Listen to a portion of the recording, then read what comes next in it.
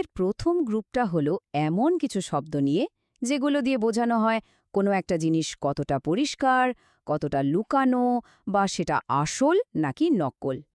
এই সেকশনে আমরা এমন কিছু শব্দ দেখব যেগুলো স্বচ্ছতা আর প্রতারণার ধারণার সাথে জড়িত। কিছু শব্দ কোনো কিছুকে একদম স্পষ্ট করে তোলে, আবার কিছু শব্দ আছে যেগুলো অস্পষ্টতা বা সরাসরি মিথ্যাকে বোঝায়। চলুন এই শব্দগুলোর ভেতরের সূক্ষ্ম পার্থক্যগুলো এক এক করে জেনে নিই। আচ্ছা, এই তিনটা শব্দ দেখুন, দেখতে প্রায় একই রকম, তাই না? এখানে কিন্তু আসল মজাটা, এদের মধ্যে খুব সূক্ষ্ম কিন্তু গুরুত্বপূর্ণ পার্থক্য আছে। ইলুসিভ শব্দটা এসেছে ইলুশন থেকে, মানে যা আসলে নেই, একটা বিভ্রম বা মায়া, যেমন মরুভূমির মরীচিকা। আর ইভেসিভ হলো যখন কেউ ইচ্ছে করে কিছু একটা এড়িয়ে যাচ্ছে, ধরুন কোনো প্রশ্নের উত্তর দিচ্ছে না। কিন্তু ইলুসিভ, এটা মনে রাখার জন্য একটা দারুণ বাংলা টিপস আছে। ভাবুন, ইলিশ মাছ। ইলিশ মাছ যেমন পিচ্ছিল হয়, ধরা কঠিন, ঠিক তেমনি যা কিছু ইলুসিভ সেটাও ধরা বা বোঝা বেশ কঠিন। অবস্কিউর শব্দটার আসলে তিনটা মূল অর্থ আছে। এক, যা খুব বেশি পরিচিত না, যেমন একজন অবস্কিউর লেখক।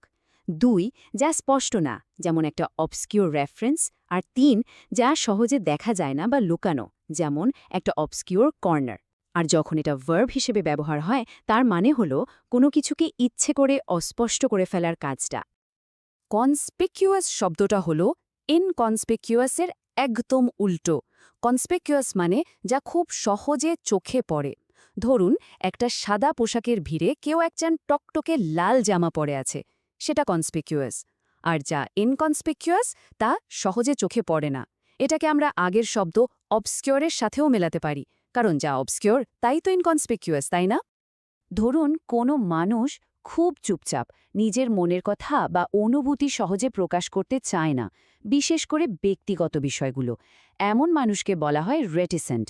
যেমন একটা উদাহরণ হতে পারে, she was reticent about her plans, মানে হলো সে তার পরিকল্পনা নিয়ে একদমই মুখ খুলতে চাইছিল না। প্রফেস শব্দটার দুটো বেশ ভিন্ন ব্যবহার আছে, এটা খেয়াল রাখতে হবে। প্রথমটা হলো এমন কোনো কিছু দাবি করা যা হয়তো সত্যি না, মানে লোক দেখানো। আবার দ্বিতীয় অর্থটা হলো খুব আন্তরিকভাবে কোনো বিশ্বাস বা মতাদর্শ সবার সামনে প্রকাশ করা। তাই বাক্যের কনটেক্সট বা প্রসঙ্গ বোঝাটা এখানে খুব জরুরি। মজার ব্যাপার হলো প্রফেসর শব্দটা কিন্তু এই প্রফেস থেকেই এসেছে, কারণ একজন প্রফেসর সবার সামনে জ্ঞান প্রফেস বা জাহির করেন। এই দুটো শব্দই মিথ্যার সাথে জড়িত, কিন্তু এদের মধ্যে একটা লেভেলের পার্থক্য আছে। স্পিশিয়াস হলো এমন কিছু যা শুনতে খুব ভালো লাগে, মনে হয় সত্যি, কিন্তু আসলে এর ভেতরে কোনো যুক্তি নেই। এটা খুব চালাকির সাথে বিভ্রান্ত করে। অন্যদিকে স্পিউরিয়াস মানে হলো সোজা সাপটা নকল বা ভেজাল, এখানে কোনো চালাকি নেই, এটা পুরোটাই জাল। আর হ্যাঁ, এর সাথে স্পেশিয়াস শব্দটাকে গুলিয়ে ফেললে চলবে না। স্পেশিয়াস মানে কিন্তু প্রশস্ত, বা যেখানে অনেক জায়গা আছে। ইনসিডিয়াস শব্দটার মূল আইডিয়াটা হলো একটা গোপন বিপদ যা ধীরে ধীরে ছড়ায়। এটা এমন কিছুর ক্ষেত্রে ব্যবহার করা হয় যা শুরুতে নিরীহ মনে হলেও সময়ের সাথে সাথে মারাত্মক ক্ষতি করে ফেলে, যেমন একটা ইনসিডিয়াস রোগ যা শরীরে আস্তে আস্তে ছড়ায়, বা ইনসিডিয়াস গুজব যা সবার মাঝে ধীরে ধীরে ভুল ধারণা তৈরি করে। এবার আসি আমাদের দ্বিতীয় গ্রুপে। এখানে শব্দগুলো পরিমাণ, সংখ্যা বা আকার বোঝাতে ব্যবহার করা হয়। চলুন দেখি এই গ্রুপের শব্দগুলো কি কি। এই স্লাইডে আমরা দুটো বিপরীত জিনিস দেখছি। একদিকে আছে মিগার বা স্পার্স, যার মানে হলো পরিমাণে খুবই কম বা অপর্যাপ্ত, যেমন একটা মিগার ইনকাম দিয়ে মাস চালানো খুব কঠিন। আর এর ঠিক উল্টোটা হলো কোপিয়াস, যার মানে হলো প্রচুর, অনেক, যেমন পরীক্ষার আগে আমরা সবাই কোপিয়াস নোটস নিই, তাই না? ফুলসাম শব্দটা নিয়ে একটু সতর্ক থাকতে হবে। এটা শুনতে ফুল বা কোপিয়াসের মতো লাগলেও এর সবচেয়ে প্রচলিত অর্থটা কিন্তু নেতিবাচক। ফুলসাম প্রেইজ মানে হলো অতিরিক্ত বা মেকি প্রশংসা, যা শুনতে ভালো লাগে না। পরীক্ষাতেও কিন্তু এই নেতিবাচক অর্থটাই আসার সম্ভাবনা সবচেয়ে বেশি। আমাদের তৃতীয় গ্রুপটা বেশ অ্যাকশন প্যাক্ট। এখানে শব্দগুলো কোনো কাজ, সংঘাত বা বিপদকে বর্ণনা করে, আর এগুলোর বেশিরভাগেরই একটা নেতিবাচক ভাব আছে। ইনস্টিগেট শব্দটার মধ্যে একটা জোরালো নেতিবাচক ব্যাপার আছে। মনে রাখতে হবে, এটা কিন্তু ইনিশিয়েট শব্দের মতো না। ইনিশিয়েট একটা নিউট্রাল শব্দ, যেমন একটা প্রজেক্ট ইনিশিয়েট করা হয়, কিন্তু দাঙ্গা, হাঙ্গামা বা ঝগড়া ইনস্টিগেট বা উস্কে দেওয়া হয়। এটা মনে রাখার একটা সহজ উপায় হল কেউ ঝামেলা ইনস্টল করে দিচ্ছে। এখানে দুটো নেতিবাচক ভার্ব আছে, কিন্তু এদের কাজের ধরনে পার্থক্য আছে।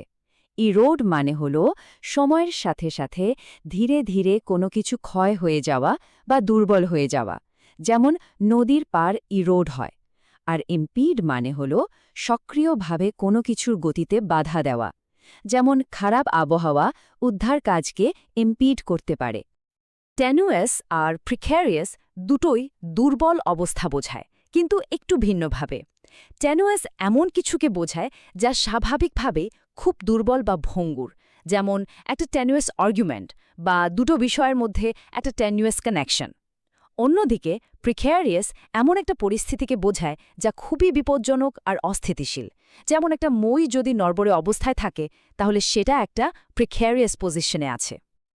কন্টেনশিয়াস শব্দটা এমন কোনো ব্যক্তি বা বিষয়কে বোঝায় যা নিয়ে তর্ক বা বিতর্ক হওয়ার সম্ভাবনা খুব বেশি। যেমন একজন কন্টেনশিয়াস পারসন সারাক্ষণ তর্ক করতে ভালোবাসেন।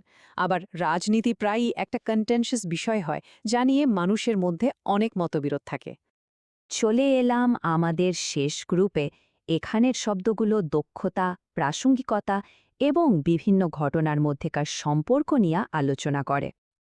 অ্যাডেপ্ট মানে শুধু গুড বা ভালো না, এর মানে হল কোনো একটা কাজে অসাধারণ দক্ষতা বা পাণ্ডিত্য থাকা, যেমন she is adept at solving complex problems. এটা মনে রাখার একটা মজার ইংরেজি ট্রিক আছে, a head of a dept department must be adept, মানে ডিপার্টমেন্টের হেডকে তো দক্ষ হতেই হবে। পার্টিনেন্ট মানে হল যা প্রাসঙ্গিক বা রেলেভেন্ট, কিন্তু মজার ব্যাপার হল ইম্পার্টিনেন্স শব্দটা, এর একটা অর্থ অপ্রাসঙ্গিক হলেও এর সবচেয়ে বেশি ব্যবহৃত অর্থটা হল অভদ্র বা বেয়াদব। তাই কেউ যদি ইম্পার্টিনেন্ট মন্তব্য করে তার মানে সে অভদ্র আচরণ করছে। আচ্ছা, শেষ 3টা শব্দ দেখে নিই। ডিসপারেট মানে হলো দুটো জিনিস যা মৌলিকভাবে একদমই আলাদা, যেমন বিজ্ঞান আর শিল্পের ডিসপারেট ক্ষেত্র। কনকারেন্ট মানে হলো দুটো ঘটনা যা একই সময়ে ঘটছে, আর ইনঅ্যাডভার্টেন্ট মানে হলো অনিচ্ছাকৃত, মানে যা ভুলবশত হয়ে গেছে, যেমন একটা ইনঅ্যাডভার্টেন্ট মিস্টেক। বুঝতেই পারছেন, এই শব্দগুলো পরিস্থিতিকে আরও নির্দিষ্ট করে বোঝাতে খুব কাজে দেয়।